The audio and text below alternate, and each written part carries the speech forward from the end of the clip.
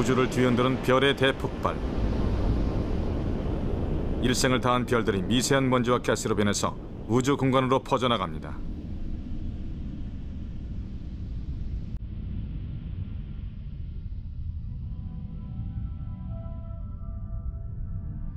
이런 별들의 조각이 다시 모여들어 새로운 별로 태어납니다.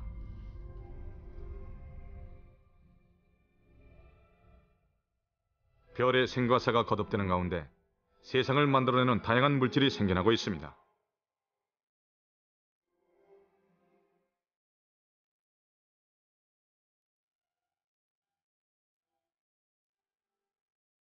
이런 물질들로부터 우리의 지구도 만들어집니다.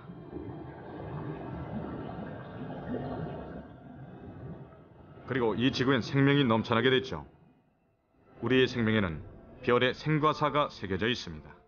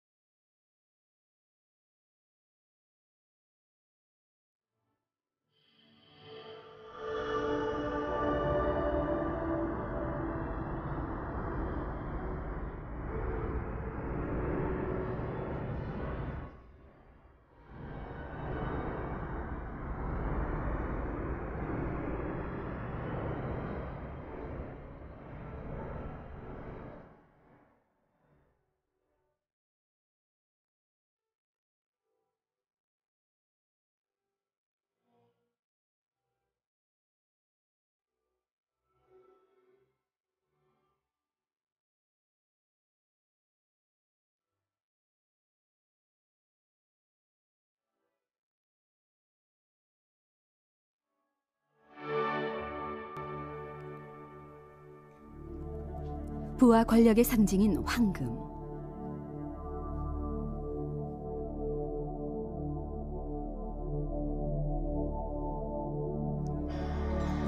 영원히 변치 않는 황금의 화려한 빛은 예로부터 많은 사람들의 마음을 사로잡아 왔습니다. 금을 인공적으로 만들 수만 있다면 무한한 부를 손에 넣을 수가 있죠. 일확천금을 꿈꾸는 연금술사들은 다양한 물질을 섞어 넣으면서 어떻게 해서든 금을 만들어내려고 했습니다.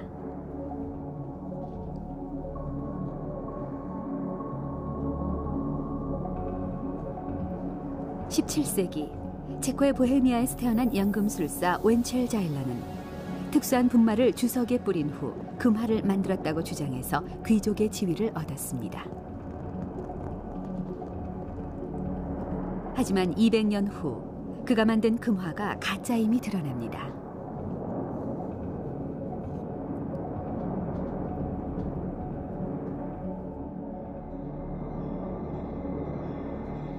금을 만들어내려는 연금술사의 시도는 결국 성공할 수가 없었습니다.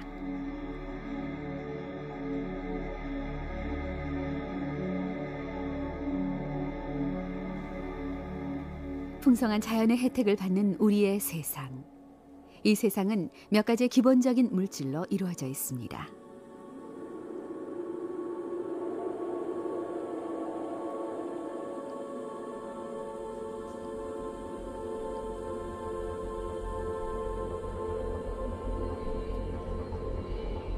그 물질은 원소라고 불립니다. 원소는 가장 가벼운 수소에서부터 가장 무거운 우라늄까지 90여 종류가 있습니다.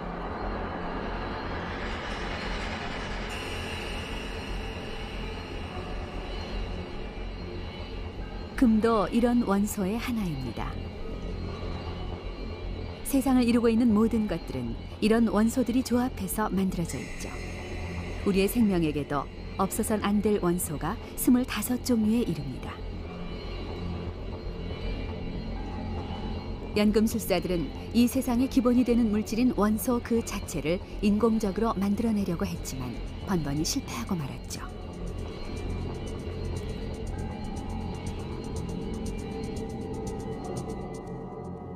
현대의 과학기술을 이용한다 해도 금을 만들어내기란 불가능합니다.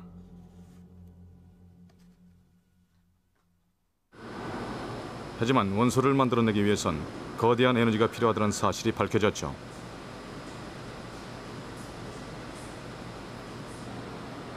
미국 샌디아 국립연구소의 핵융합 실험 장치입니다.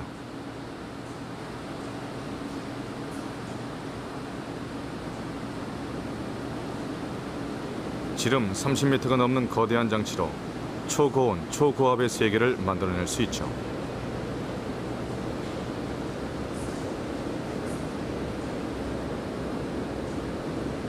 (50조와트의) 전력에 맞먹는 에너지를 바늘끝만한 곳으로 집중시켜서 수백만 도의 초고온을 만듭니다.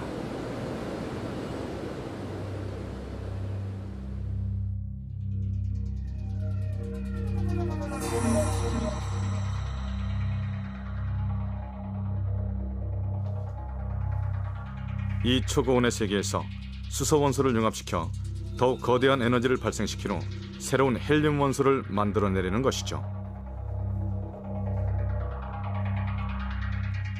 수소 원자핵은 양전기를 띠고 있기 때문에 자연 상태에서는 서로 반발합니다. 수소 원자핵을 붙여서 핵융합을 시키기 위해선 태양에 맞먹는 초고온의 세계를 만들어야만 하죠.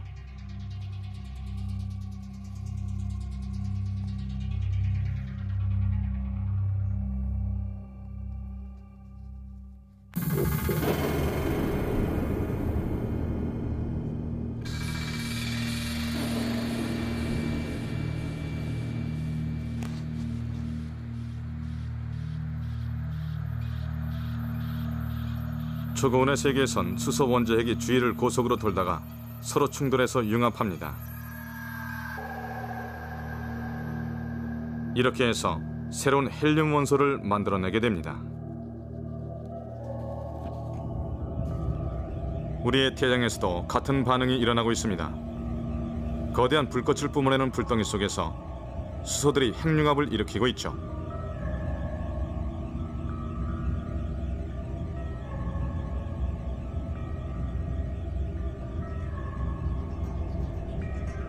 하지만 태양에서 만들어지는 건 오직 헬륨뿐입니다.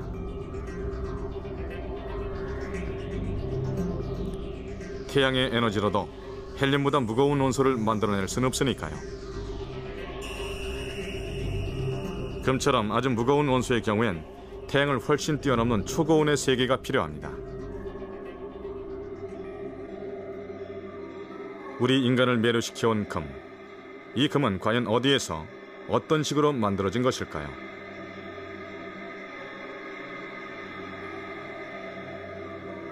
우리의 관심은 자연스레 광활한 우주로 향합니다.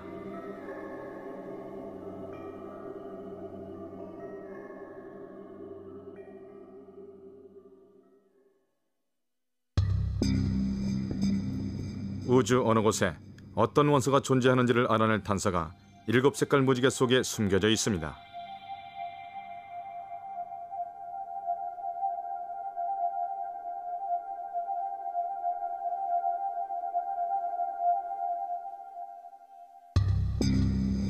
맨 먼저 그것을 발견한 사람은 19세기 독일의 렌즈 제작자 요제프 폰 프라운호퍼였죠.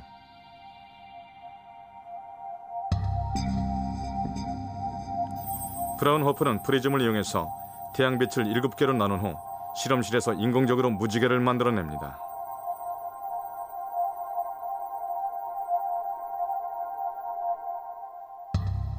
그리고 현미경으로 자세히 관찰한 결과 7개의 빛 속에서 이상한 것을 발견했죠.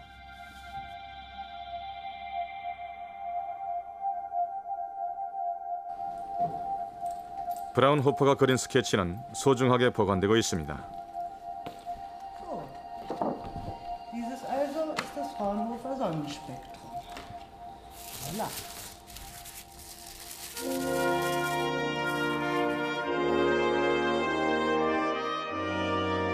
약 10년에 걸친 관찰 결과를 종합한 스케치입니다.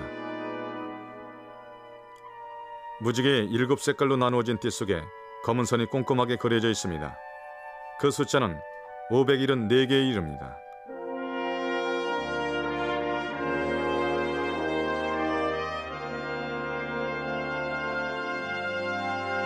이 검은 선들은 대체 무엇을 나타내고 있을까? 브라운호퍼는 생애를 걸고 필사적으로 조사해봤지만 그 수수께끼를 풀어낼 수가 없었습니다. 수수께끼가 풀린 것은 브라운호퍼의 발견으로부터 반세기 뒤의 일입니다. 사실 이 검은 선은 원소를 나타내고 있었죠.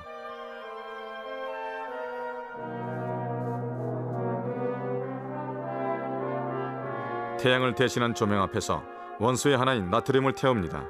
그리고 불꽃을 통과해서 나오는 조명의 빛을 관찰합니다.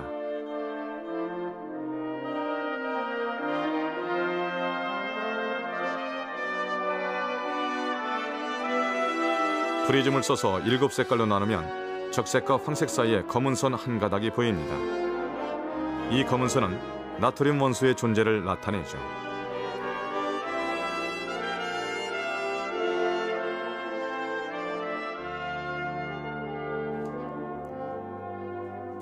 브라운호프의 스케치에도 이 실험과 같은 위치에 검은 선이 있습니다.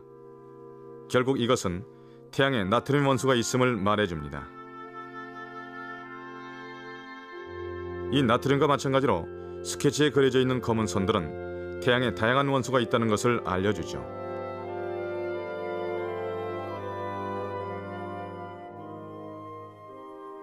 예를 들어 C로 이름 붙인 선은 수소입니다. E로 이름 붙인 선은 철이죠. 이런 식으로 태양에서 나오는 빛을 조사하는 것만으로도 어떤 원소가 존재하는지를 알 수 있습니다.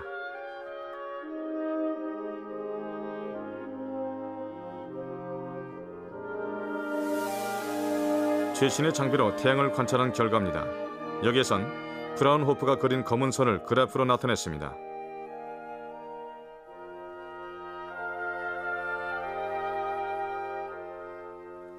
튀어나온 부분이 원소의 존재를 알려주죠.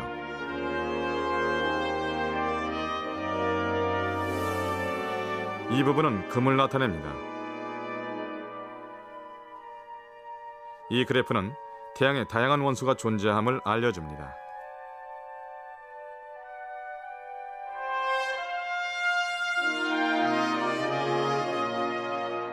다양한 원소를 지닌 태양. 하지만 태양은 헬륨밖에 만들어내지 못하죠. 그렇다면 태양에는 어떻게 이렇듯 많은 원소가 존재할까요? 이 원소들은 원래부터 우주에 있었던 것은 아닐까요?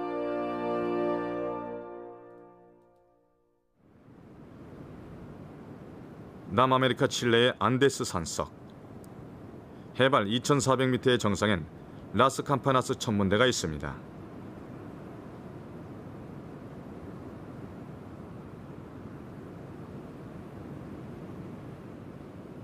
공기가 건조하고 마을 불빛에서도 멀리 떨어져 있어서 세계에서 가장 아름다운 밤하늘을 볼 수가 있죠.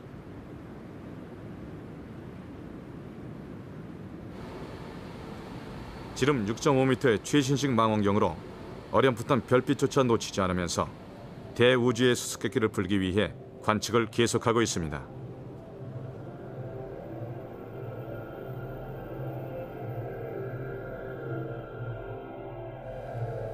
아득히 먼 옛날의 우주는 어떤 모습이었을까요? 미국 카네기 연구소의 앤드류 맥윌리엄 박사는 태양보다 더 오래된 우주 탄생 직후에 태어난 별을 찾고 있습니다.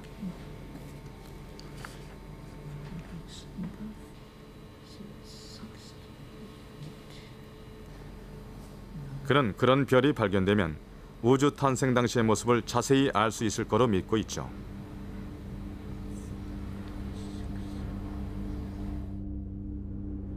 맥윌리엄 박사는 10년에 걸쳐 수백만 개의 별을 일일이 조사해 왔습니다.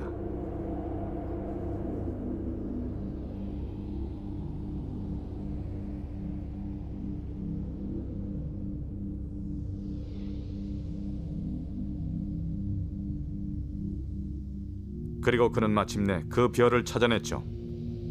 그것은 은하계 중심에서 아득하게 떨어진 곳에 있는 눈에 띄지 않은 별이었습니다.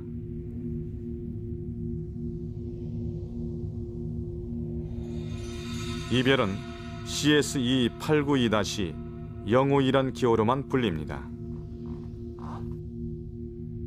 연대를 측정한 결과 150억 년 전 우주 탄생과 함께 태어난 무척이나 오래된 별임이 밝혀졌죠.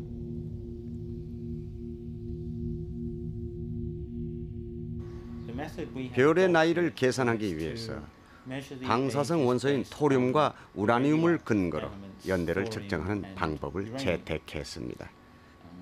우라늄의 원자수가 처음에 반으로 줄어드는 반감기는 45억 년이고 토륨의 반감기는 145억 년입니다. 따라서 이 방법으로 별들의 나이를 계산할 수 있죠. 그 별들은 무척이나 오래된 별입니다. 약 120억 년에서 150억 년은 됐으니까요. 더욱이 이 별의 빛을 자세히 조사해보자 이상한 사실이 드러났습니다. 이 그래프는 이 별의 수소와 헬륨 위의 원소가 거의 포함되어 있지 않다는 것을 보여줍니다.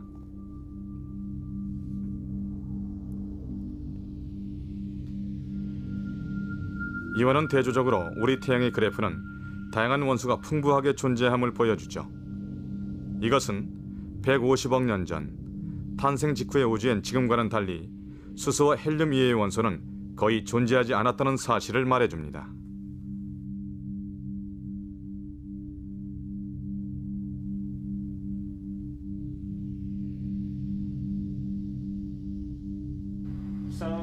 이 오래된 별에는 수소와 헬륨의 양이 압도적으로 많고 태양하고 비교해 보더라도 다른 금속의 양은 태양이 지닌 것의 1000분의 1밖에 되지 않습니다.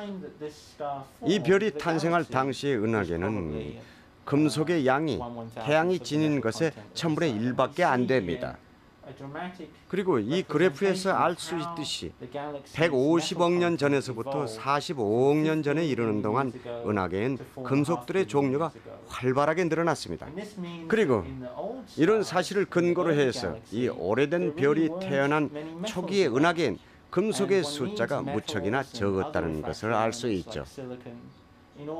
별이 지구에서와 같은 바위나 지각을 만들기 위해서는 다른 금속이나 규소처럼 열에 강한 원소들이 필요합니다. 태양이 탄생한 45억 년 이전에 지구와 같은 행성이 생겨났을 가능성은 생각보다 훨씬 낮다고 말씀드릴 수 있습니다. 다양한 원소들이 원래부터 우주에 존재했던 것은 아니었습니다. 그럼 우주 탄생으로부터 100억 년 후 우리의 태양계가 탄생할 당시는 어떠했을까요?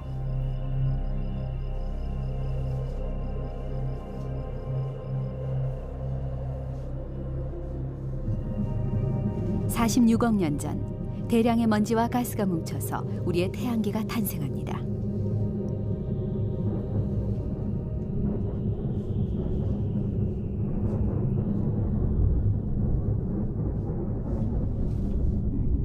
이 태양계를 만들어낸 먼지가 운석 안에 원래의 모습으로 남아 있었습니다.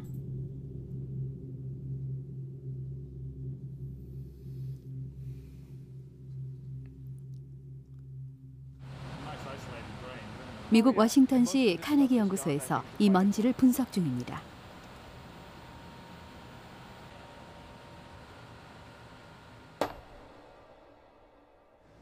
이 운석들은 최소한 40억 년 전에서 60억 년 전에 탄생한 것으로 보이는데 그 속엔 상당히 특별한 기록이 남아 있습니다. 물론 이 운석들이 태양계 안으로 들어올 때까지의 여정은 무척이나 기나긴 것이고 그처럼 작은 천체가 지금까지 살아남았다는 사실이 마치 기적과도 같습니다. 이 운석들은 수십억 년에 걸쳐서 별과 별 사이를 지나며 지구에까지 도착했는데 그 정확한 경로는 알 수 없습니다. 이런 운석이 구름처럼 한데 뭉쳐서 우리의 태양계를 이루었을 수도 있습니다. 그렇게 구름처럼 뭉쳐 있다가 태양계가 생성되는 과정 속에서도 어떤 이유에선가 살아남은 후 일종의 행성 형태를 이루었을 수도 있겠죠. 그래서 그 운석의 일부는 수억 년 동안 행성의 형성 과정 속에서도 살아남았고 지금도 그 일부가 별 주위를 떠도는 아주 예외적인 현상을 보인다고 할 수 있겠습니다. 분석 결과 다양한 원소를 지닌 먼지들이 발견됐습니다. 이 먼지는 규소의 결정입니다.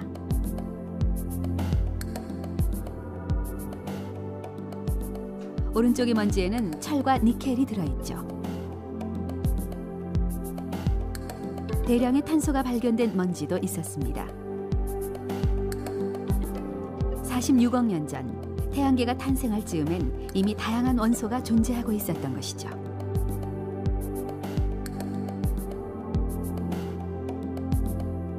이 먼지들은 대체 어디에서 온 걸까요? 또다시 분석이 이루어졌습니다. 그러자 먼지의 모양이나 포함되어 있는 원소의 성질 등으로부터 먼지의 기원이 서서히 밝혀집니다. 먼지는 별이 일생을 마치고 산산조각으로 부서진 잔해, 즉 별의 파편이라는군요. 그런데 이 먼지들은 적어도 30개의 서로 다른 별에서 나온 파편들입니다.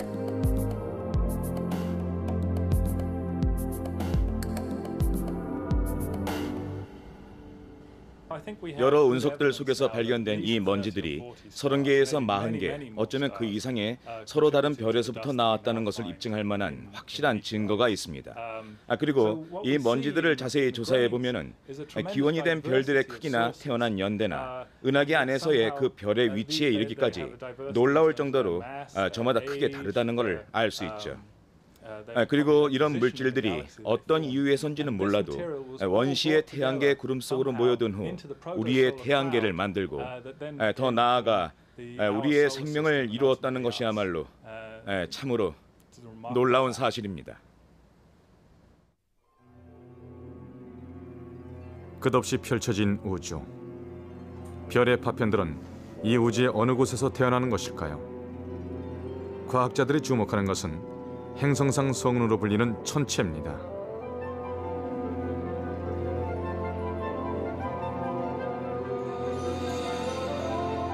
그 중에 하나인 은하계 중심부 근처에 있는 덤벨 성운. 약 240년 전에 발견될 당시에는 희미하게만 보여서 그 정체를 알 수가 없었죠. 하지만 망원경의 성능이 좋아짐에 따라 먼지와 가스로 이루어진 성운으로 밝혀졌습니다.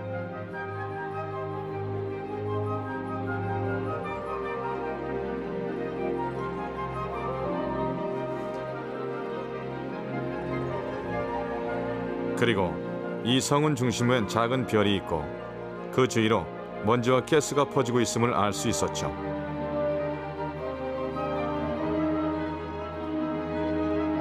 이 먼지와 가스는 한때 중심에 있던 별이 일생을 마치고 붕괴될 때 생긴 별의 파편으로 보여집니다.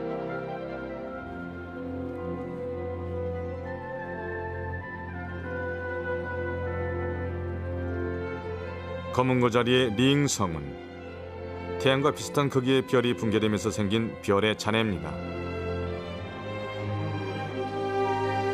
먼지와 가스가 10조 킬로미터의 엄청난 범위로 퍼져 있습니다.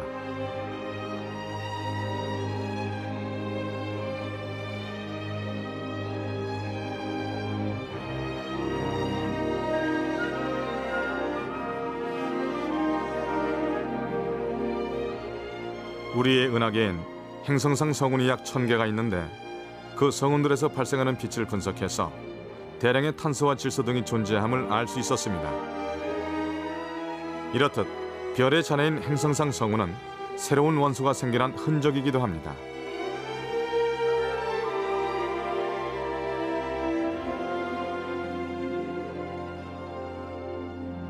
그런데 이런 경우엔 생겨나는 원소엔 한계가 있다고 합니다.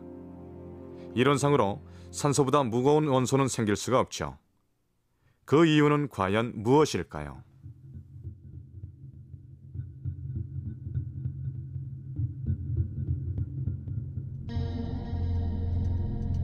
행성상 성운의 기원이 되는 별은 제 아무리 크다고 해도 태양보다 8배 정도가 무거운 별이라고 여겨집니다. 실제로 별의 무게는 생겨나는 원소의 종류를 크게 좌우하고 있죠.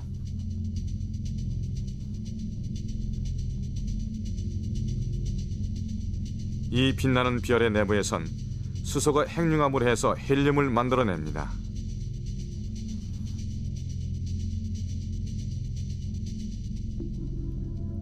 별이 나이 들어 중심부의 수소가 전부 헬륨으로 변할 때 커다란 변화가 생깁니다.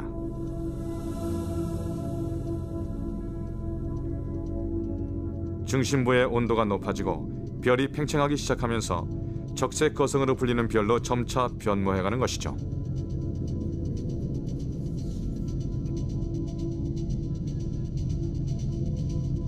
우리의 태양계로 쳐서 금성을 삼킬 정도로 부풀어 올랐을 때 중심부의 온도는 2억 도까지 올라갑니다.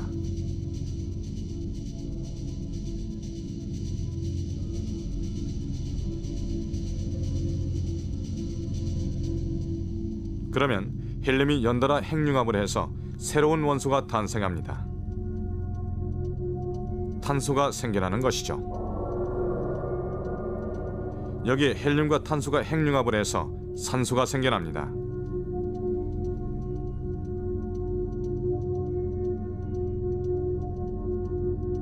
별은 최종적으로 지구를 집어삼킬 만큼 팽창합니다.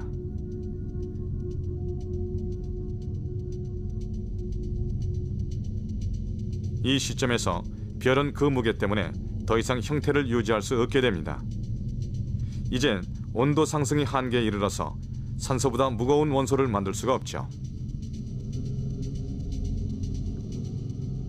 이렇게 해서 마침내 별은 일생을 끝내고 붕괴되기 시작합니다.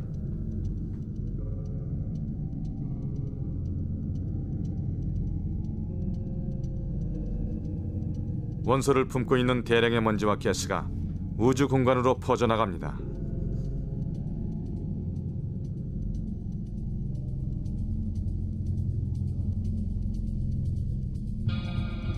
적색 거성에서 생겨난 원소는 산소가 마지막입니다.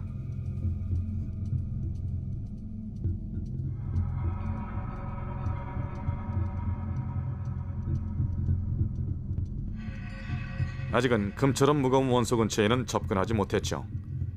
금처럼 무거운 원소를 만들어내기엔 에너지가 턱없이 부족하니까요. 적색 거성을 훨씬 뛰어넘는 거대한 에너지가 필요합니다. 밤하늘을 한결 더 밝게 비추는 몇몇 별들.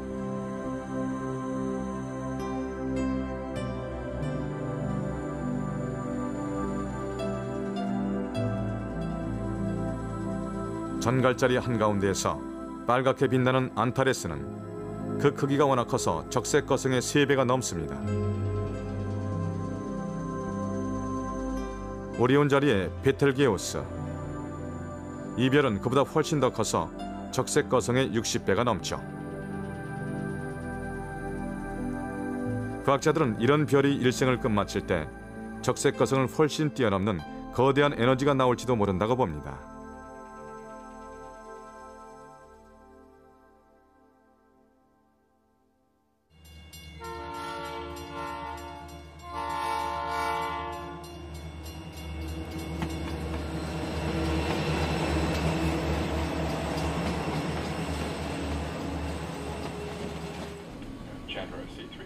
미 항공우주국 나사가 쏘아 올린 최첨단 망원경을 관리하는 조정실입니다.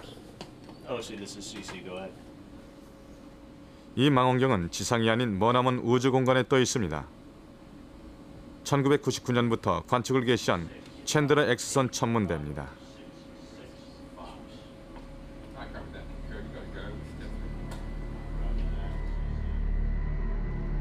지상에서 10만 킬로미터, 대기의 영향을 받지 않는 우주 공간에서 지금까지는 찾아볼 수 없었던 별들의 모습을 X선으로 관측하고 있죠. X선 망원경은 대규모의 폭발 현상 같은 높은 에너지의 천체 현상을 관측하기에 적합합니다.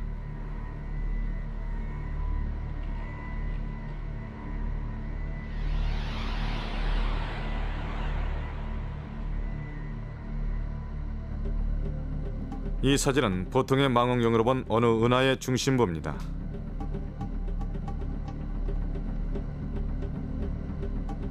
X선 망원경으로 같은 부분을 보면 푸른 가스가 거친 채로 보이죠.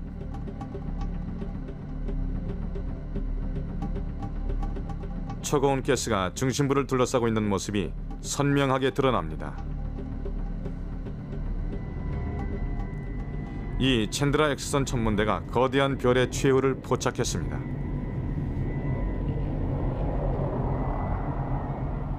W 모양으로 알려진 카시오페이아 자리. 여기에 거대한 별이 대폭발을 일으킨 잔해인 카시오페이아 A가 있습니다.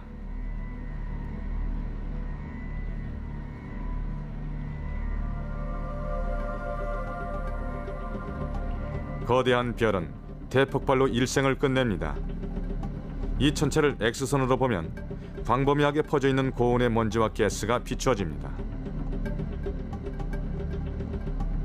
그 온도는 무려 5천만 도로 엄청난 폭발이었음을 말해주고 있죠.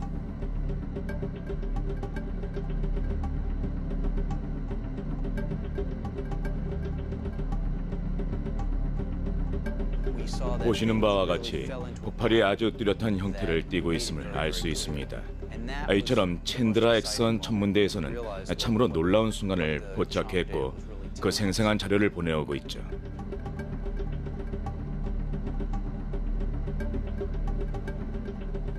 더욱이 이 영상에는 다양한 원소로 이루어진 거대한 덩어리가 촬영돼 있습니다. 이 녹색 부분은 규소와 규소의 생성물이 풍부하게 있음을 말해줍니다. 붉은색 부분엔 철이 풍부하게 들어있죠. 이젠 이런 식으로 전에는 볼 수 없었던 것들을 제대로 파악할 수가 있습니다. 원소가 뭉쳐있는 것으로 보아 원소들이 별의 폭발로 갓 태어났음을 말해줍니다. 녹색은 규소, 적색은 철, 흰색은 칼슘입니다.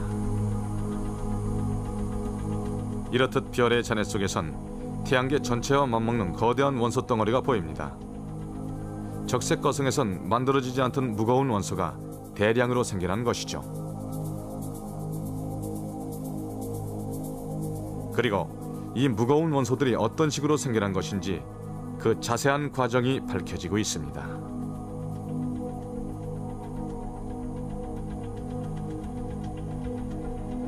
약 100만 년 전 카시오페이아 A의 기원이 된 별이 일생을 마치려고 합니다. 별의 중심부에선 온도가 급격하게 올라갑니다.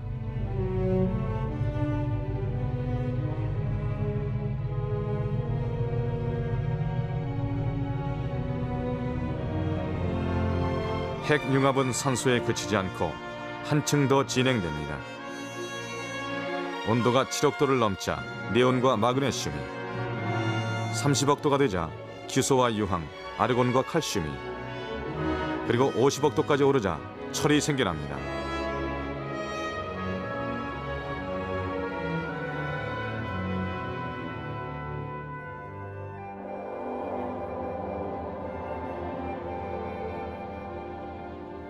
원래는 수소와 헬륨밖에 없었던 별에서 초고온 때문에 철 원소까지 생겨나게 된 것이죠.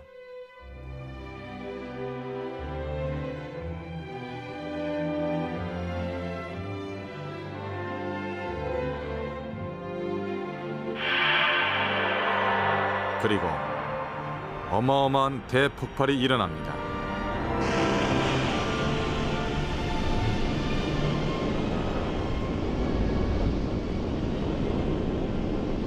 이 폭발 에너지로 이젠 철보다 훨씬 무거운 60여 종류의 원소가 차례대로 생겨납니다.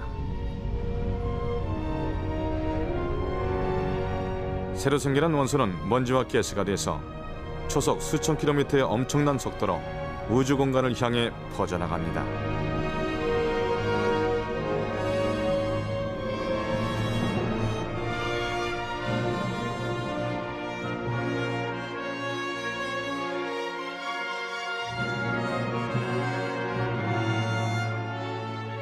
이렇게 해서 세상을 이루는 90여 종류의 원소가 모두 갖추어집니다.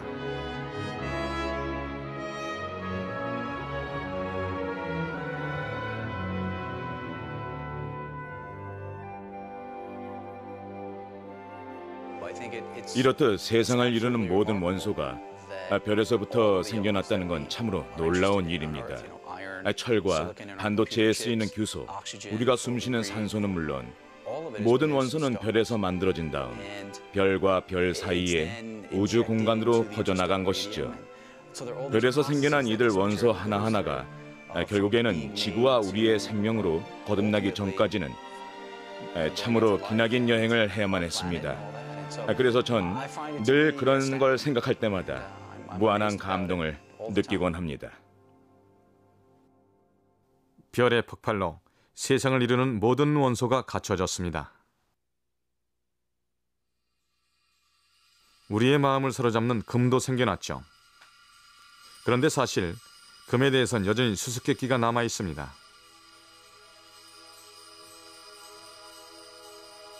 카시오페이아 A와 같은 폭발에선 금은 극히 드물게 생겨나는 것으로 보입니다.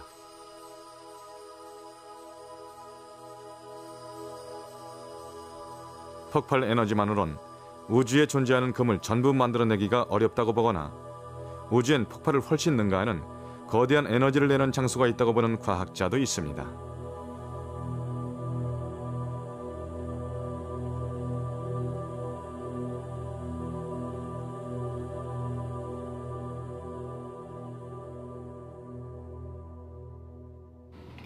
우주 물리학자인 스테판 로스버그 박사는 금이 생겨나려면 별의 폭발을 훨씬 능가하는 높은 에너지가 필요하다고 믿고 있죠.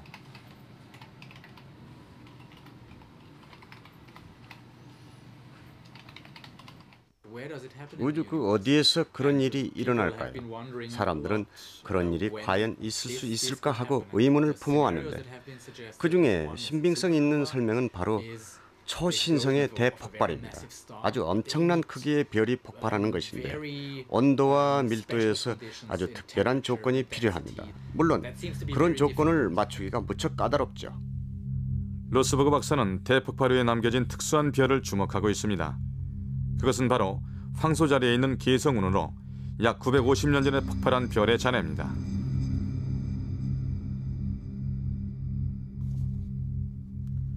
태양계보다 10배 이상 넓은 이 성운에선 화려한 빛을 내고 있죠.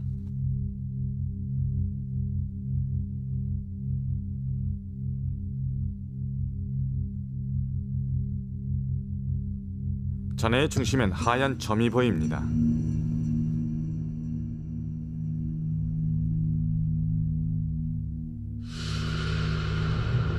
엄청난 대폭발 때문에 원래의 별 중심부가 압축돼서 특수한 별이 된 것으로 보통은 중성자별로 불립니다.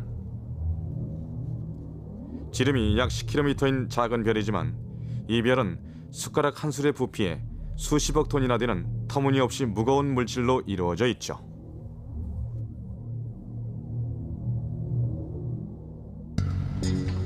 로스버그 박사는 이 중성자 별들이 충돌하면 상상을 초월한 막대한 에너지가 발생해서 금이 생겨나는 것으로 봅니다.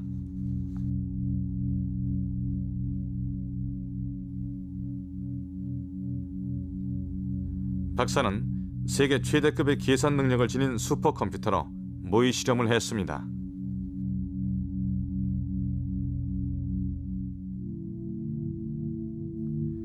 두 개의 중성자별이 원을 그리며 돌면서 조금씩 가까워집니다.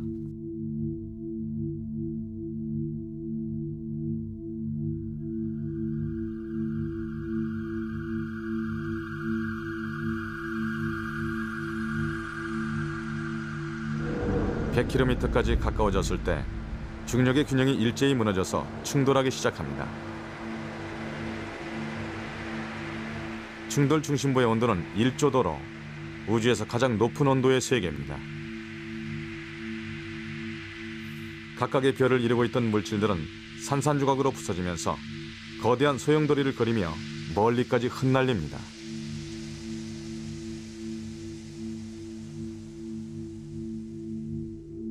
금이 생겨나는 것은 바로 이 소용돌이의 팔 부분이죠.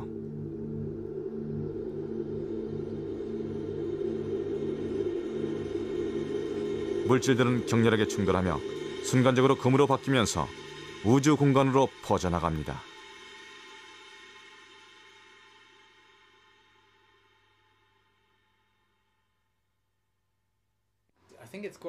우리가 일상생활 속에서 익숙하게 쓰고 있는 금이나 백금 같은 귀중한 물질이 수십억 년 전에 이런 대폭발과 같은 아주 특이한 현상, 즉 두 개의 중성자 별이 충돌한 결과로 생긴 것일지도 모른다는 생각을 해보면 참으로 흥미진진합니다.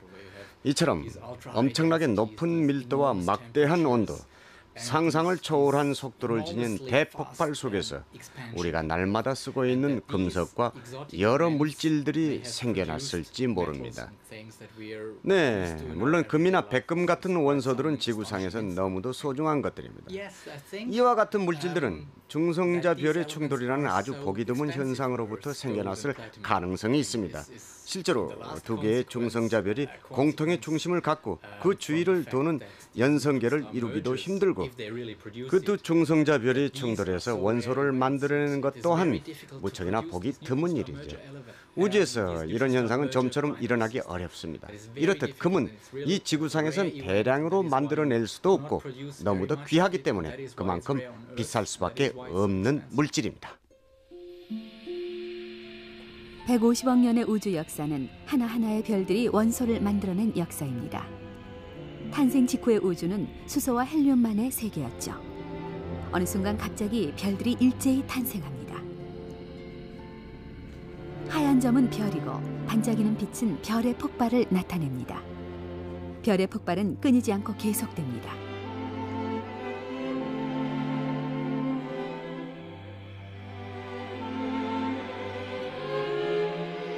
이 엄청난 숫자의 별들이 일생을 마치면서 점차 새로운 원소를 만들어내는 거죠.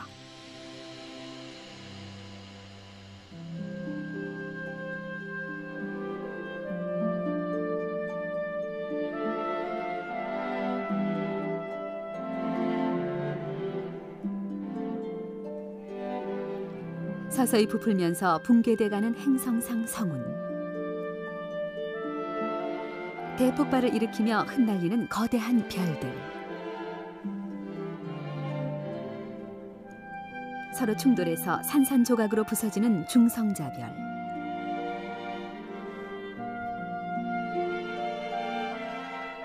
이 모두가 죽음을 맞이함과 동시에 대량의 원소를 우주 공간으로 쏟아놓습니다.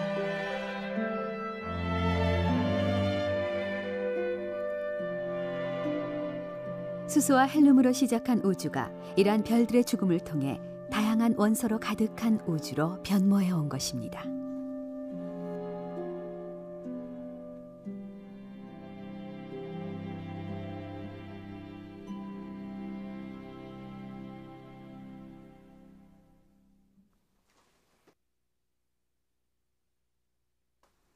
(46억 년) 전 먼지와 가스가 모여서 우리의 태양계가 탄생했습니다.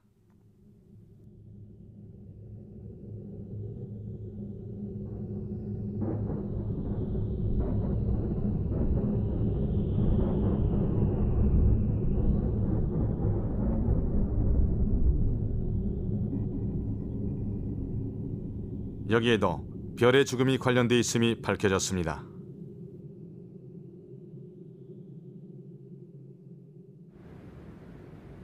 남미 안데스 산속에 있는 나고야 대학의 전파망원경 난텐입니다.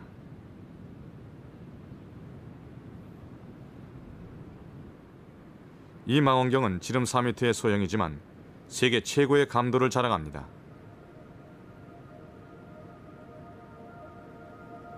전파 망원경들은 스스로 빛을 낼 수 없는 먼지와 가스를 선명하게 잡아냅니다.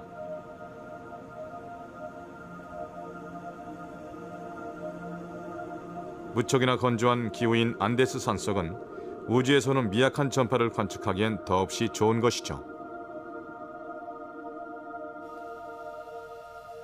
1996년에 완공한 이후 이곳에선 밤낮을 가리지 않고 관측을 계속해오고 있습니다.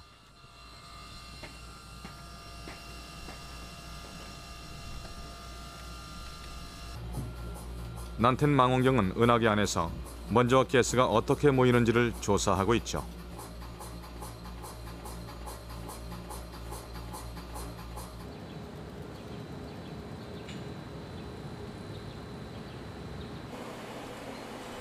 난텐 망원경이 모은 막대한 자료에 대한 분석이 이루어집니다.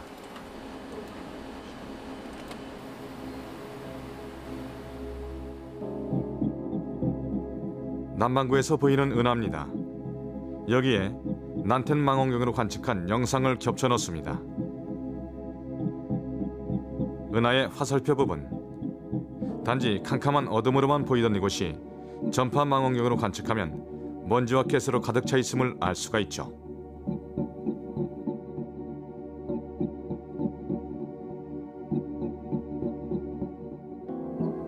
녹색에서 적색까지의 부분이 먼지와 가스가 짙게 모여 있는 곳입니다.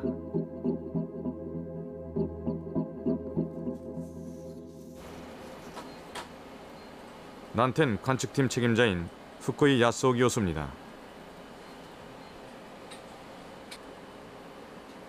후쿠이 교수는 은하계 안에서 먼지와 가스가 어떤 식으로 분포하는지를 조사했습니다.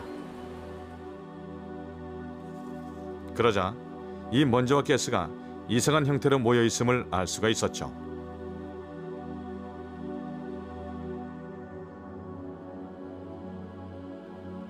용물 자리에 카리나 성은 부근입니다.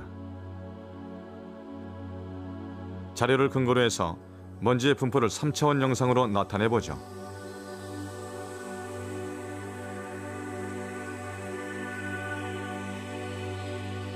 먼지와 가스가 집중된 부분은 마치 달걀 껍질 같은 구면의 모양을 하고 있습니다. 왜 이런 모양을 하고 있을까요? 후쿠이 교수는 이것을 별의 폭발 때문이라고 봅니다.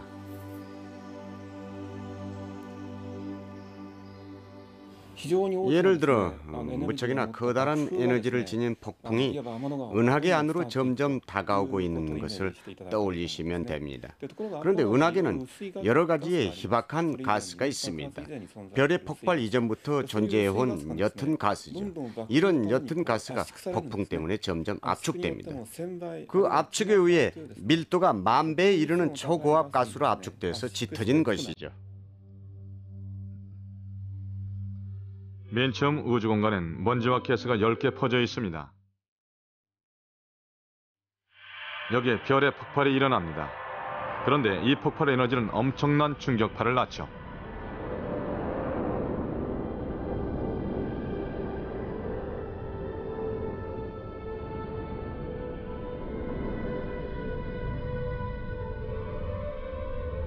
이 충격파 때문에 우주 공간에 떠있던 먼지와 가스가 점점 압축됩니다.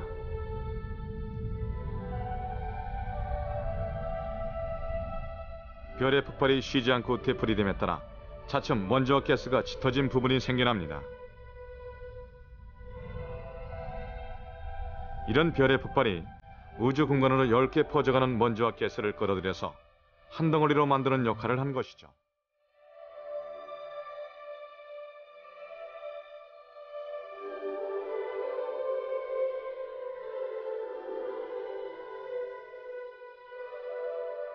후쿠이 교수는 이렇게 해서 생긴 덩어리 중에 하나가 카리나 성운이라고 믿습니다.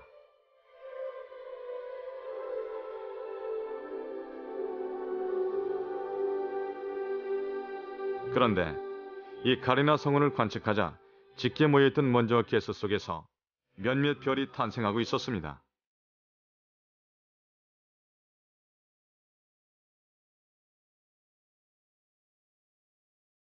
여기가 바로 은하계 안에서 별이 가장 활발하게 태어나는 곳임이 밝혀졌죠. 별의 폭발은 원소를 만드는 것뿐만이 아니라 그 원소를 다시 모아서 새로운 별을 탄생시키는 역할도 해온 것입니다.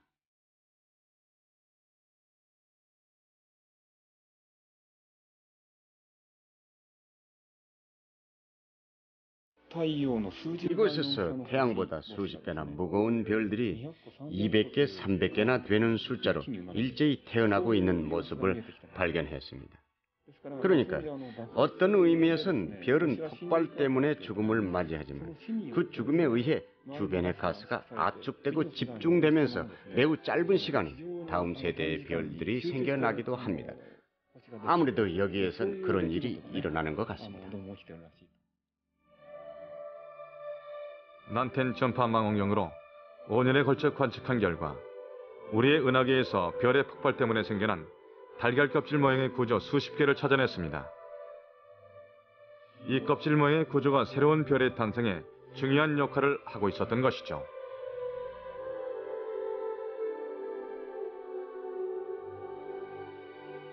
우리의 태양계도 이러한 껍질 하나에서 태어났는지도 모릅니다.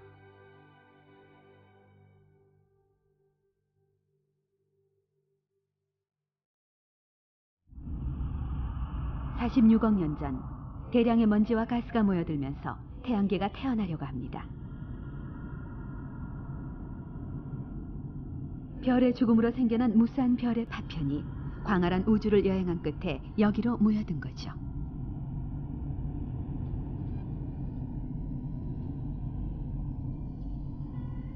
마침내 태양과 지구가 태어납니다.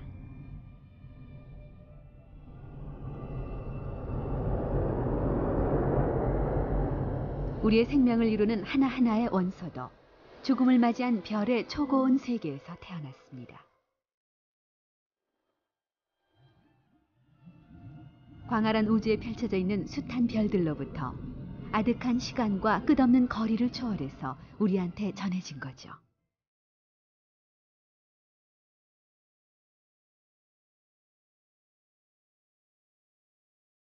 이렇듯 우주 150억 년의 유산을 물려받은 우리는 지금도 그 생명을 이어가고 있습니다.